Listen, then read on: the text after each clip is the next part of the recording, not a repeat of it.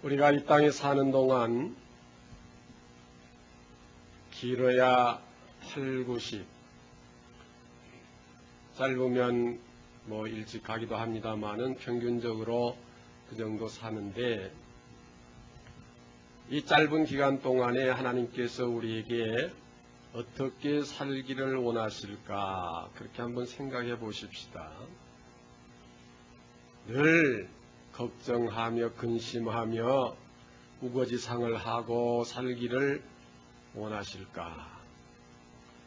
아니면 기쁘고 즐겁게 행복하게 살기를 원하실까? 여러분께서 하나님의 입장에서 한번 생각해 보시죠. 우리가 하나님 위치에 올라갈 수는 없지만 부모의 입장에서 자녀에 대한 기대나 우리 하나님께서 자녀된 우리에게 바라시는 것이나 다를 바가 없거든요.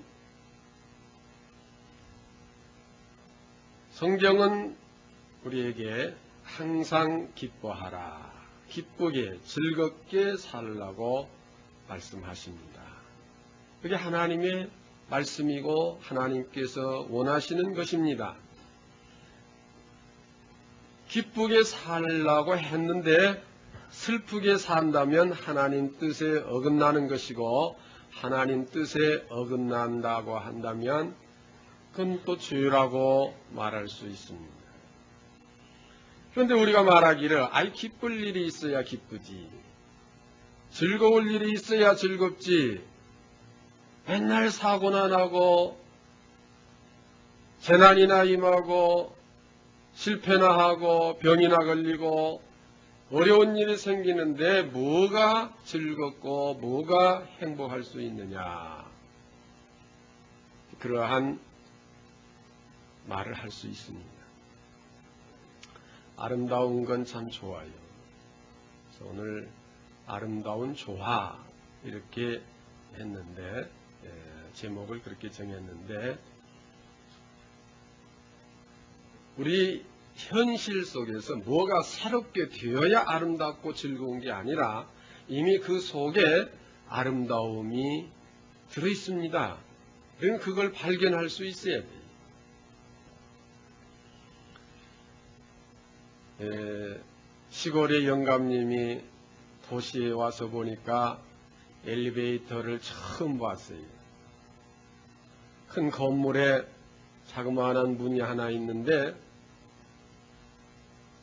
그 보니까 안에는 아무 또 문이 없어요. 꼭 마술하는 사람들 열어 보이는 거 그 같아요. 그런데 어떤 할머니가 들어가더니 그 위에서 불이 반짝반짝 몇 번 하더니 한참 있으니까 젊은 여자가 나오거든요. 그래서 이 영감님이 우리 망구도 데려올 거예요.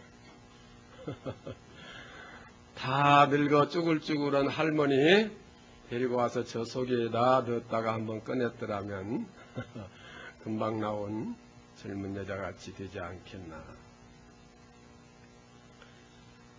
할머니가 젊은 색시로 변해야 아름다운 게 아니, 그 할머니도 사랑하면 색시보다 더 아름다운 거 아니겠습니까? 오늘 우리가 살아가는 이 생활이 더 부자가 되고 더 직위가 높아지고 명성이 더 유명해져야 우리가 행복하고 즐겁고 아름다운 게 아니,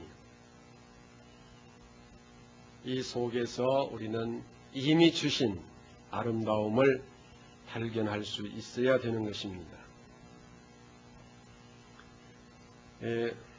오늘 읽은 말씀은 로마서에 속한 말씀인데, 이 로마서는 사도 바울이 기록한 것입니다.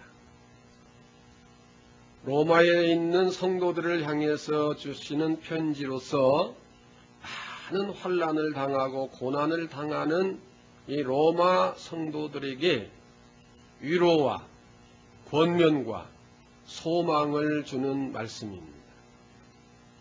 우리가 역사를 통해서 잘 아는 바와 같이 로마 교회의 그 박해라고 하는 것은 이루 말할 수가 없었어요.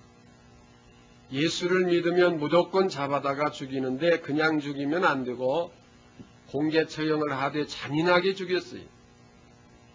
양쪽 팔에다 밧줄을 묶어서 한쪽은 저쪽 말에다 묶고 또 한쪽은 이쪽 말에다 묶어서 말이 달리게 하면은 이 사지가 찢어져서 죽는 그런 장면을 보게 해요.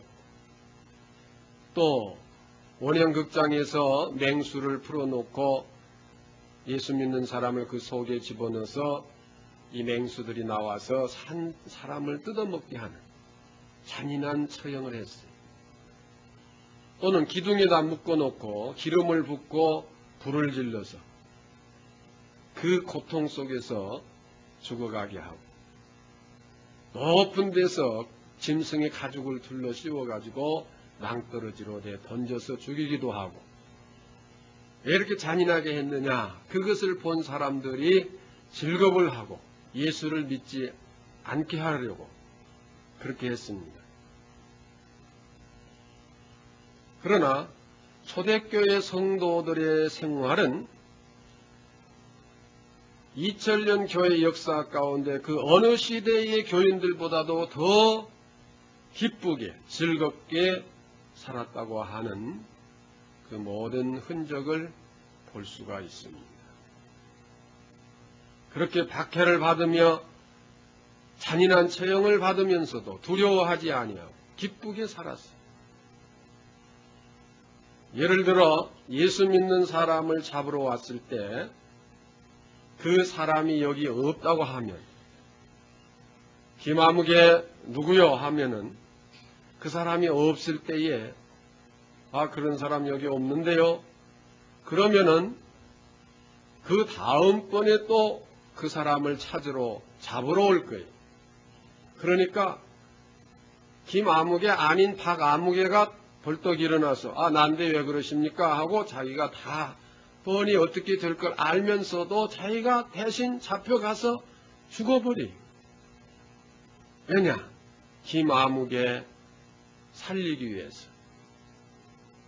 이렇게 형제가 죽게 됐을 때 내가 얼른 대신 죽어주고 그를 살리는 그러한 믿음을 가졌고, 그런 그 시대 속에서 살면서도 가장 그 기쁘게 즐겁게 살았다고 하는 것입니다.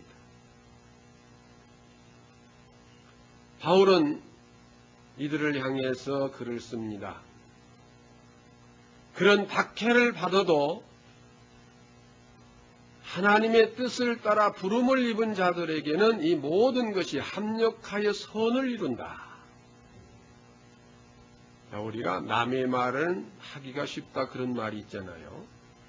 자기가 당해봐야지, 자기가 당해보지 않으니까 하기 쉬운 말로 참으라, 손해보라 하지, 지가 당했어 봐 그럴 수 있는가? 우리가 그런 말을 하잖아요. 바울이 로마에 있는 성도들에게 편지를 쓸 때에 바울 자신은 어떠한 상황에 있었는가 한번 생각해 보십시오. 사도들 중에 가장 어려움을 많이 당한 사도가 바울 사도죠. 매를 수없이 맞았습니다. 40에서 한 대를 감한 배를 유대인들에게서 5번이나 맞았고, 3번 태창으로 맞고, 1번 돌로 맞고, 또 돌로 맞았을 때 어떤 현상이 일어났느냐 하면은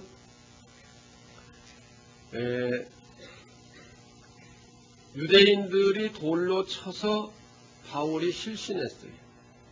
그래서 죽은 줄 알고 저 성 밖에다 끌어다가 버렸습니다. 묻어준 것도 아니고 그냥 끌어다가 저 들판에다가 버린 거나 마찬가지죠. 그런데 거기서 다시 소생해서 또 들어가서 복음을 전했는데 돌에 맞아서 죽은 줄 알 정도가 됐으면은 피투성이가 됐을 것이고, 뼈가 부러져도 상당히 부러졌을 것이고, 이빨이 몇 개 깨졌을 것이고, 그 고통이란 이루 말할 수가 없었을 거예요. 또 그에게는 육체의 가시가 있어서 하나님 앞에 간절히 3번씩이나 기도했지만은 그게 고쳐지질 않았어요. 그래서 평생 그 질병을 가지고 고통 속에서 살았습니다. 그러한 몸을 이끌고 세계적으로 4차 전도 여행을 했던 것입니다. 그러면 그때의 여행이라고 하는 것이 지금처럼 비행기나 어떤 자동차 같은 편의 교통수단에 의해서 하는 것이 아니라 전부 걸어 다녀야 했고, 이제 바다만 배를 타고 갔겠죠. 또 그 지역이 덥고 그 어려운 지역 아닙니다.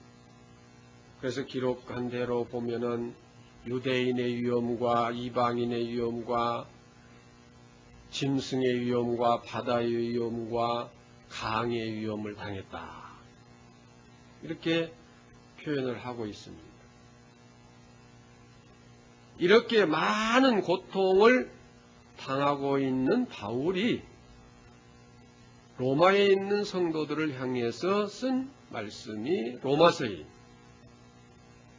그 로마서 가운데에서 권면하고 위로하는데 항상 기뻐하고 소망을 갖고 감사하며 모든 것을 용서하고 위에서 기도하고 악을 악으로 갚지 말고 선으로 갚으라.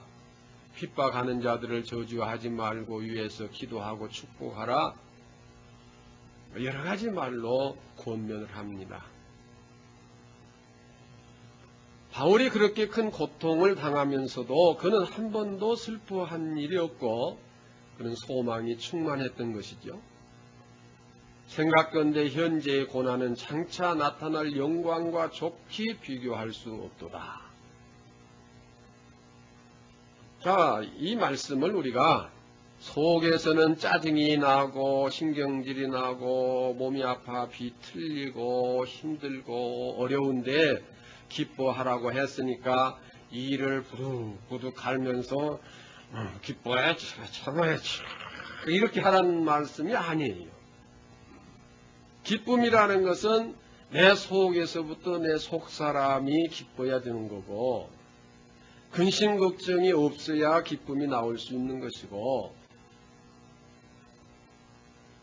뭔가 소망이 있어야 기쁨이 나올 수 있는 것이지 억지로 되는 건 아니라는 말씀입니다. 초대교회 성도들이나 로마교회 성도들이나 사도 바울이나 그 어느 누구와 비교를 해도 오늘 우리들은 참 좋은 조건 하에서 살고 있습니다. 만족한 상태에서 살고 있어요. 우리는 이러한 조건 하에서 살고 있으면서도 기뻐하지 못한다면 그것은 아름다움을 발견하지 못한 것이고 또한 하나님의 말씀, 성경 말씀에 배치되는 그런 생활을 하는 것입니다. 여러분이 집에 들어갔을 때 자녀들이 웃고 기쁘게 이렇게 맞아줘야지 엄마 아빠만 보면 무조건 울어요. 그리고 징징징대요. 그러면 어떻게 하시겠어요? 고아원에 갖다 줘버리겠어요? 그게 참 기분 안 좋아요. 좀 웃고 즐겁게 지내야지. 우리는 이 기쁨을 발견하는 비결을 몇 가지 생각해 보십시다. 여러분, 현미경을 가지고 보면 그 속에서 아름다움은 발견할 수가 없어요. 다시 말하면 너무 작은 것만 보면은 아름다움을 발견할 수가 없어요. 그러나 산 위에 올라가서 온 천지를 바라보면 얼마나 아름다운지 몰라요. 우리가 당하는 어떤 사안에 대해서 그거 하나만 가지고 생각하면은 왜 내가 사고가 났을까? 이 사고가 나가지고 손해가 얼마가 났고 내가 얼마나 아프고 얼마나 지금 고통스럽고 짜증나고 뭘 해야 되는데 못하고 뭘 못하고 뭐 어려운 문제가 있고 그래 그렇게 생각하면 그냥 짜증이 나고 그 사고를 일으킨 장본인을 그냥 만나면 막 좀 죄송합니다만은 표현이 좀 과격해서 죄송합니다. 찢어 죽이고 싶고 죄송합니다. 그냥 속에서 된장국이 끓어오르고 그냥 뭐 부글부글. 자, 이게 작게 그 한 가지만 보면은 이렇게 될 수밖에 없어요.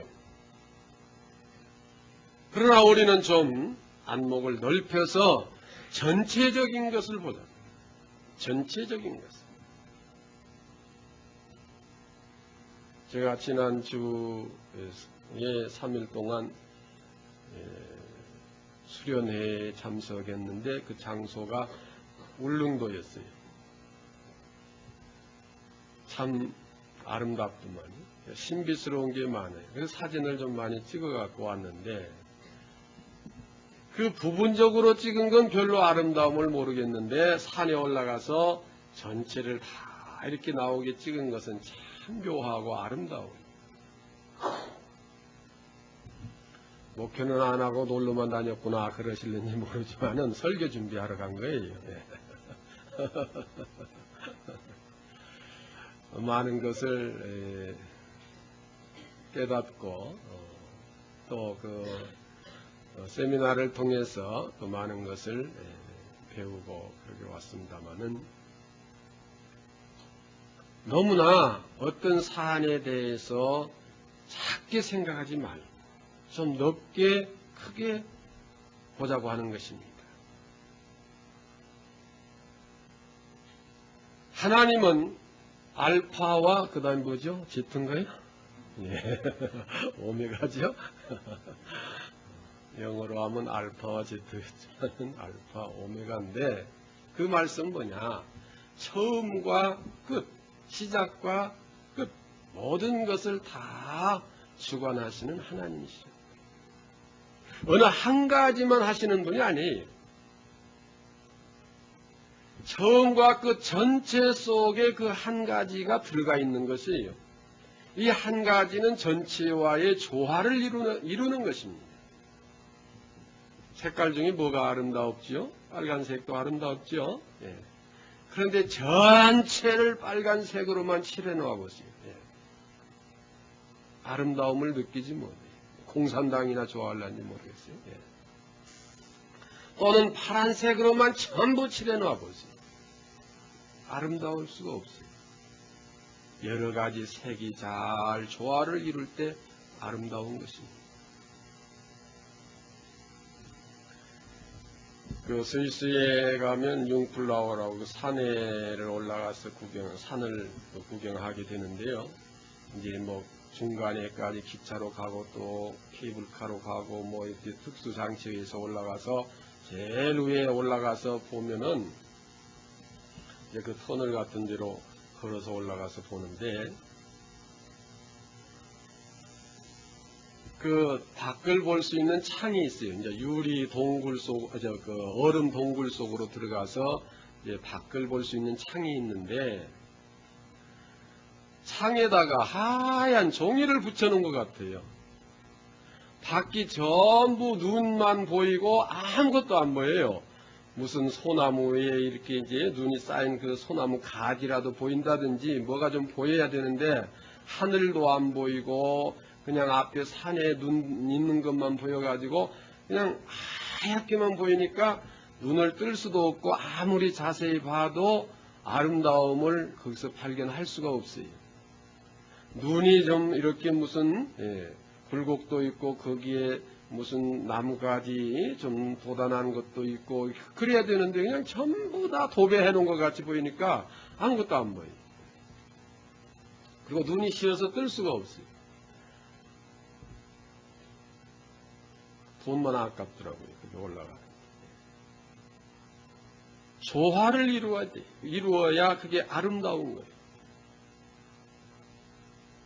오늘 우리가 즐겁고 행복한 삶을 사는 조건을 그렇게 생각할 수 있죠. 지금보다 돈을 좀 더 많이 벌고, 지금보다 더 건강하고, 더 모든 것이 잘 되고, 그저 범사가 형통해서 그저 마음 먹은 대로 되어지면은 행복할 것 같죠. 결코 그렇지 않습니다. 이미 우리에게 아름다움을 주셨습니다. 실패 속에서, 재난 속에서, 질병 속에서, 환난 속에서 그 모든 것이 조화를 이루게 하여 하나님은 우리에게 아름다움을 주셨습니다. 피카소의 그림이 유명하다고 하는데 저는 그림하고는 거리가 좀 멀어서 잘 모릅니다만은 그렇다고 그래요. 낙서해 놓은 것 같다고 그래요. 그러나 그 속에 여러 가지 조화를 이루어서 그게 아름다움을 창조해내고 있는 것입니다. 실패 속에서 하나님의 기쁘신 뜻을 발견하면 거기에서도 찬송이 있는 줄로 믿습니다. 질병 속에서도 우리가 감사가 나오고, 영안이 열리면 이 아름다움을 발견할 수가 있어요. 저는 피아노를 아무리 잘 쳐도 시끄러운 소리로 들리지, 정말 잘 친다, 즐겁다, 그런 생각이 안 들어요. 왜? 피아노 안이 안 열려가지고. 피아노 영안이 안 열려서 그게 잘 저기는 안 들어와요.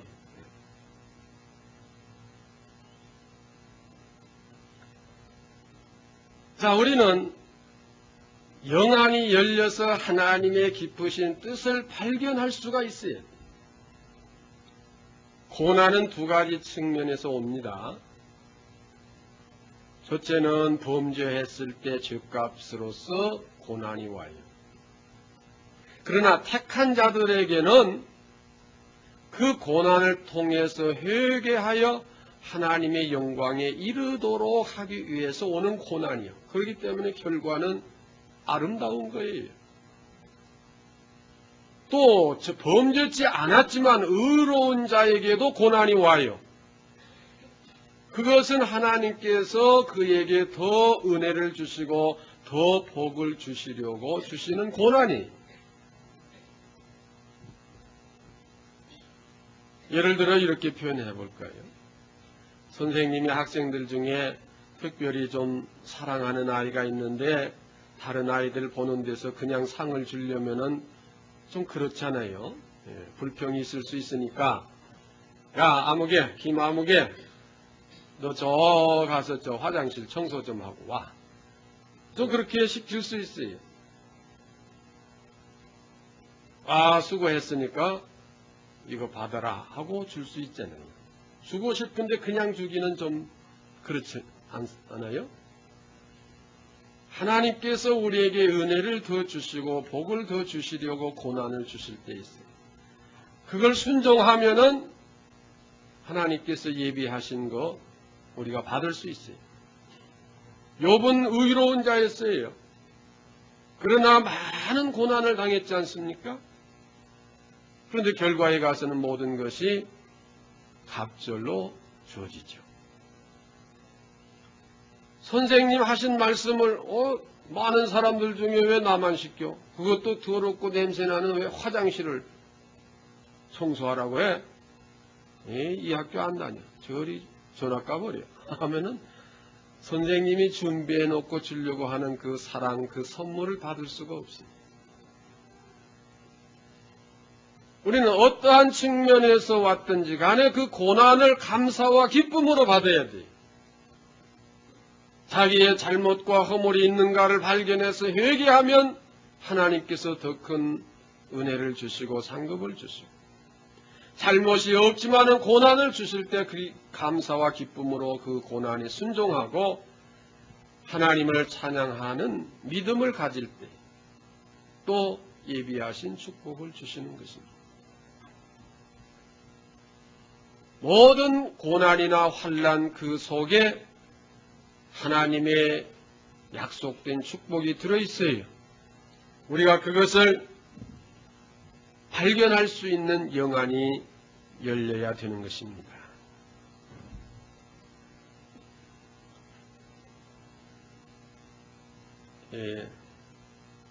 저는 동물을 참 좋아해요. 뱀은 빼고요. 그 뱀은 그건 아주 생각만 해도 징그러워요. 하여튼 어려서 이 뱀을 만나기만 하면은 학교 가던 것도 그냥 중단을 하고 어디 가서 막대기를 가지고 와서 어떻게든지 두들겨 잡고 가야 속이 시원하지. 뱀은 그냥 못 지나쳤어요. 학교 결석이 될 만큼. 아주 뱀하고는 제가 그렇게 썩 관계가 안 좋아요. 그래서 다른 동물은 참 좋아요. 왜 좋아하느냐? 이 생명력이 있어가지고 움직이고 또 어떤 반응을 하고 그 다양성이 있잖아요. 그래서 참 좋아요. 하나님은 우리를 붕어빵으로 만드시지 않았어요. 또 우리 나이 많으신 권사님들이 붕어빵 하니까 뭘 말하는가 그러신지 모르겠습니다만은 무슨 기계에다가 딱딱 찍어내는 석고상같이 우리를 똑같이 기계적으로 기계처럼 만들지 않았어요. 다양성 있게 만들었어요. 우리에게 생명력을 주셨고 또 우리에게 여러 가지 자유의지도 주시고 여러 가지를 주셔서 활동할 수 있고 움직일 수 있고 이렇게 하셨습니다. 또 여러분 아이를 낳는데 건강하게 큰 아이를 낳았다고 좋아해요. 태어났는데 4kg 별거 아닌가요? 10kg로 할까요? 태어났는데 10kg. 우리 아이는 우량아로 태어났다고. 그런데 1년이 가도 10kg, 10년이 가도 10kg. 그 아이로 기뻐할 수 있어요?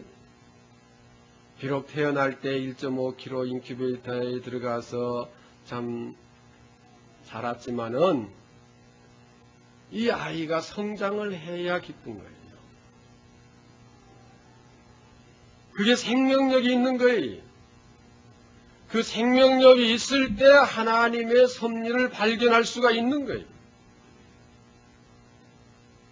자, 우리 신앙이 지금 성장하고 있는지 그대로 있는지 한번 점검해 보십시오. 작년이나 금년이나 어릴 때나 지금이나 신앙생활하는 태도가 똑같아요. 마음의 변화도 없어. 봉사적인 것이 좀 진전된 것도 없어. 그냥 시겠지요. 그만큼 갔다 다시 왔다 또 가고 또 가고. 그건 기계지. 시계추는 그 움직인다고 해서 생명이 있는 게 아니에요. 기계지요. 우리가 좀 실패도 하고 실수도 하고 때로는 사고도 당하고 뭐 좀 어려움도 있고 그럴 수 있지요. 생명이 있어야 되는 거예요. 영적인 생명력이 있어서 성장해야 돼요. 게으르고 나태하던 사람이 좀 부지런하게 변화되고 열심히 봉사도 하고 뭔가 하나님 기뻐하신 뜻을 이루고자 하는 마음에 결심이 생기고 그 일을 실천할 수 있고 내가 기도해야 되겠구나. 기도할 수 있고 성경을 좀 보고 읽고 묵상하는 그런 생활이 되어야 되지 않겠습니까? 그래야 성장이 되지 않겠어요? 성경을 쓰자고 했는데 창세기 전서까지 쓰고 아직 후서를 다시 시작 못하신 분들이 계신지 모르겠어요. 계속 씁시다. 또 계속 읽고 말씀을 가까이 하고 기도하고 찬송하고 봉사하세요. 좀 움직이세요. 날 때 10kg 좋아할 게 아니에요. 평생 그대로 있으면 그건 갖다 묻어야 돼요. 그건 자식이 아니라 왼수요. 왼수. 원수도 아니고 그냥 원수가 한 급이 더 높은 게 왼수거든요. 날 때 저걸 놔놓고 저 10kg라고 그냥 기뻐하고 미역국 먹었다고 그냥 왼수라고 아마 그러지 않겠어요. 우리 신앙이 성장해야 돼. 다양성 있는 삶이 되어야 돼요. 그리고 우리가 선한 목적을 향해서 살아야 됩니다. 이러한 삶을 살 때 우리의 영적 생명력이 있어서 그 영안을 가지고 하나님의 깊은 뜻을 발견하고 그 속에서 아름다움을 찾고 기뻐할 수 있는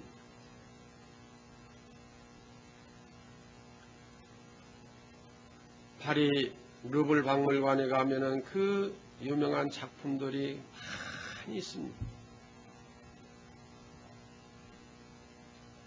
어떤 사람은 한 작품을 놓고서 그것을 보는데 몇 시간을 보면서 그냥 그 아름다움에 도취해서 서서 하랬다면서 보고 있어요. 뭐 작품 수가 몇 개인지는 모르지만 수만 점이. 거기를 들어가서 작품은 안 보고 그 작품이 있는 앞으로 지나다니는 그 코스만 다 다닐래도 한나절은 걸려요. 그래서 저는 얼마 걸렸어요? 2시간 안에 다 돌아버렸어요. 별로 그 아름다움을 못 느끼니까.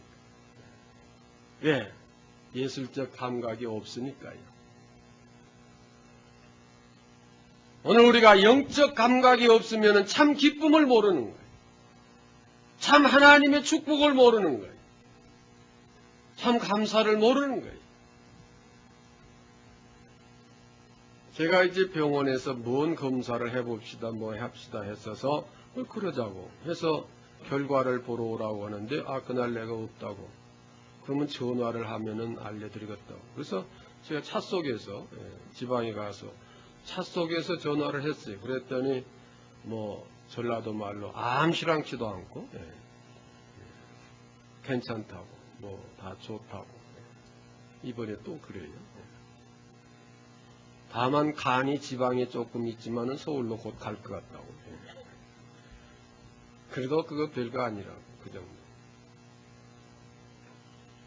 그러니까 건강에 이제 확신이 오더만요. 120년 틀림없겠구나. 그래서 딱 그 전화를 끊고 첫 생각이 뭐냐. 오늘 가면은 밤새서 일 다 해버린다. 그래서 일 붙은 것이 오늘 새벽까지 했어요. 정리 다 하고 EMF 시설에 뭐 잡음 들어온 것도 다 잡고 전부 다시 하고 좀 그렇게 하고요. 한 번은 일부터 걸어서 지난 봄에 그랬던가요.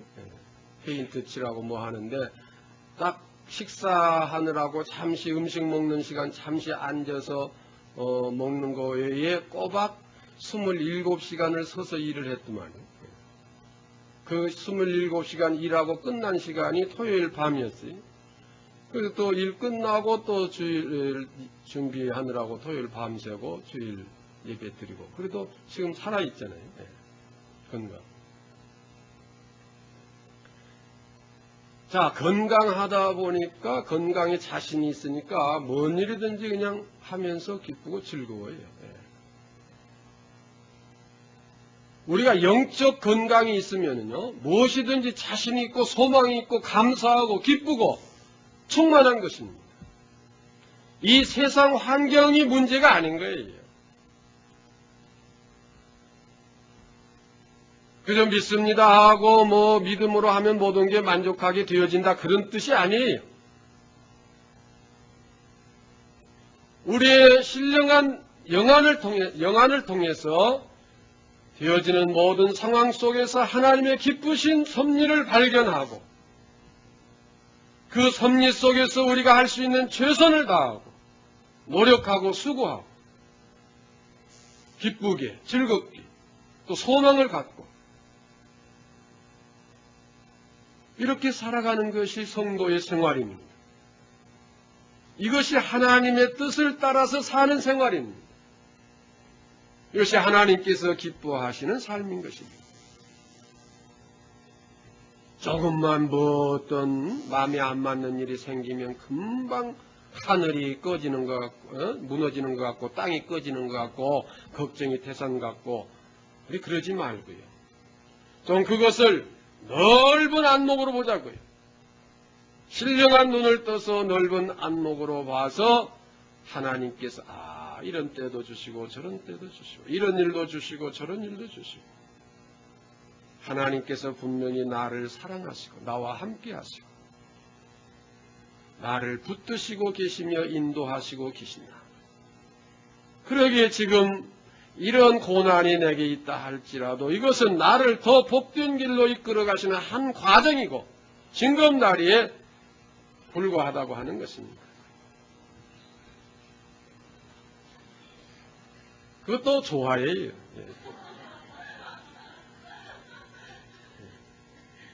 속히 끝이지.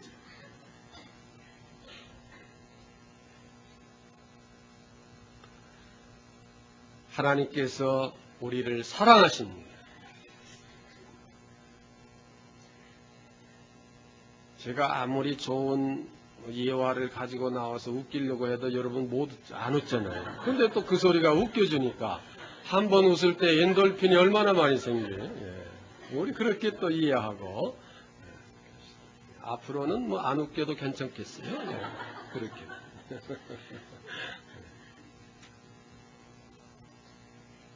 무슨 얘기 했던가 잊어버렸어요. 끝내야 되겠네. 하나님은 우리를 분명히 사랑하십니다. 그 사랑이 당숙이나 삼촌의 사랑이 아니라 누구요? 아버지의 사랑이에요. 아버지는 자식을 위해서 대신 죽을 수 있는 분이 아버지. 그런 분이 우리를 사랑하시고 계시죠. 그런데 왜 우리가 근심하고 걱정하고 불안하고 염려할 일이 있겠어요? 잠깐 실패하고 잠깐 사고를 당하고 잠깐 어려움을 당한다고 해도 그것은 큰 사랑 속에 들어있는 하나의 조화예요. 가시가 그냥 사람의 몸을 찌르면 그게 아프고 안 좋은 것이지만은 그 장미꽃에 가서 딱 붙어 있으니까 그것도 참 좋았네. 오늘 여러 가지로 웃겨주시면 한 번으로 좋게요. 다 그런 거예요. 장미꽃에 가서 가시가 붙어 있으니까 그게 더 아름답게 보이잖아요. 그게 손톱 밑에 들어와 있어 보세요. 그게 뭐 아름답겠는가. 그런데 장미꽃을 가져다가 가시 싹 훑어버리고 꽃만 꽂아놓으면 그 아름다움이 덜하죠. 조화를 이루는 거예요. 여러분 드라마나 영화나 소설이나 연극이나 그게 어느 때 재미있어요. 그 주인공이 실패하고 시련당하고 곤경에 처하고 사고당하고 어려움당하고 그런 장면이 있고 그것이 또 복구되고 새로 되어지고 해서 그 변화가 있을 때 그 드라마가 재미있고 영화가 재미있는 것이지 그냥 어떤 주인공이 처음 사업을 시작했는데 사업이 잘 돼가지고 그냥 부자가 되어버렸다. 누구하고 연애를 했는데 사랑해서 결혼을 해서 행복하게 잘 살았다. 그냥 그렇게 끝나버리면 그거 드라마도 아니고 영화도 아니고 그거 보지도 않습니다. 재미도 없고요. 여러 가지가 거기에서 조화를 이룰 때 참 즐겁고 아름다운 거예요. 영의 눈이 열리면 내가 아무리 남이 볼 때에는 비극 같은 그런 상황에 처할지라도 그 속에 기쁨이 있고 감사가 있고 소망이 있고 축복이 있는 것입니다. 이 영안이 열려져서 여러분의 모든 삶에서 참으로 조화로운 아름다움을 찾으시고 기쁨이 충만한 삶이 되시기를 주의 이름으로 축원합니다.